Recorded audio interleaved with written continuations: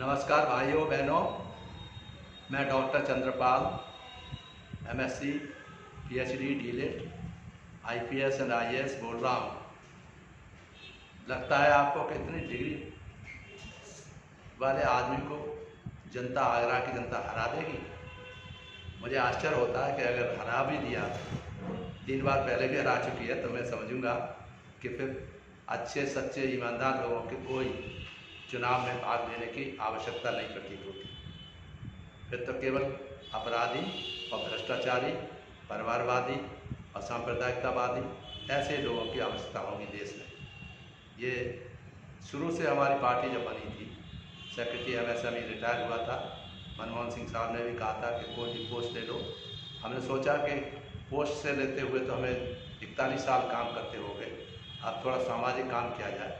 तो आगरा हमारा जन्मभूमि थी, यहाँ पर थे, यहाँ काम करते थे। जब आते थे बहुत लोग आते थे, तो यहीं से पार्टी बनाई, आदर्श समाज पार्टी, जो कि बाबा साहब डॉक्टर अम्बेडकर ने यहाँ पर भाषण दिया था। उसमें भी आदर्श समाज ही बनाने की बात करी थी।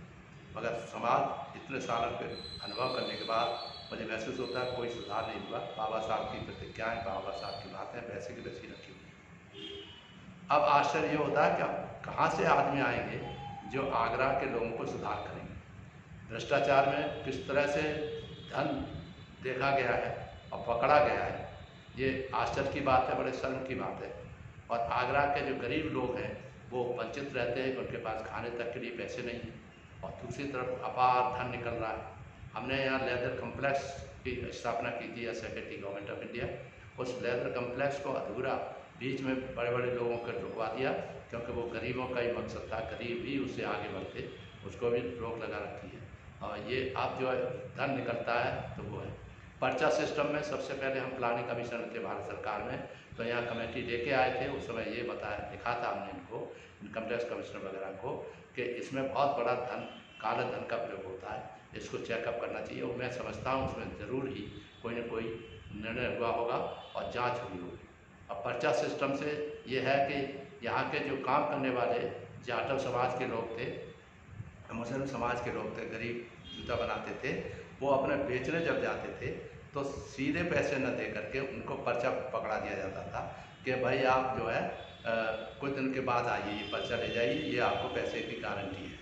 तो इससे धीरे धीरे इनकी इकोनॉमी जो है नीचे गिरती गई, क्योंकि 100 रुपये के सामान बेचने आए तो 100 रुपये नकद मिलते तो उसके वर्किंग कैपिटल मिल जाता, मगर वो वर्किंग कैपिटल भी नहीं मिल पाता, क्योंकि पर्चा पकड़ा देते थे। और पर्चा खरीदने वाले बाहर बैठे हुए थे, उन्हीं के भाई भतीजे थे या दलाल थे, वो उस लोग से पर्चा ले लेते थे। और उससे जो है धीरे धीरे उनका जो ह्रास होता गया वर्किंग कैपिटल में।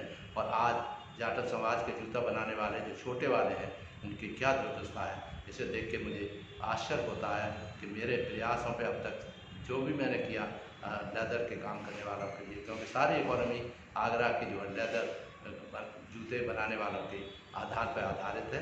और अब जब वर्कर्स हो गए, क्योंकि वर्किंग कैपिटल नहीं थे तो गरीब होते गए और वर्कर होते गए और दूसरों के ऊपर आधारित होते गए।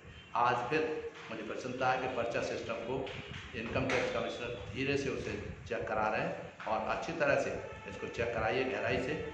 और जिन्होंने जिस तरह के रुपये कमा के घर भरे हैं और भ्रष्टाचार किया है, उनको सख्त से सख्त कार्रवाई कराइए। मैं और मेरी पार्टी आदर्श समाज पार्टी भ्रष्टाचार, राजनीतिक अपराधीकरण, जातीयता, सांप्रदायिकता और असमानता के खिलाफ रही है और उसी की आवाज़ उठाती हुई है। माननीय प्रधानमंत्री ने सभी कहा कि सबका न खाऊंगा न खाने दूंगा, ये नारा जो है माननीय प्रधानमंत्री ने दिया। प्रसन्नता है कि जो भ्रष्टाचारी हैं उनके खिलाफ सख्त कार्रवाई होनी चाहिए।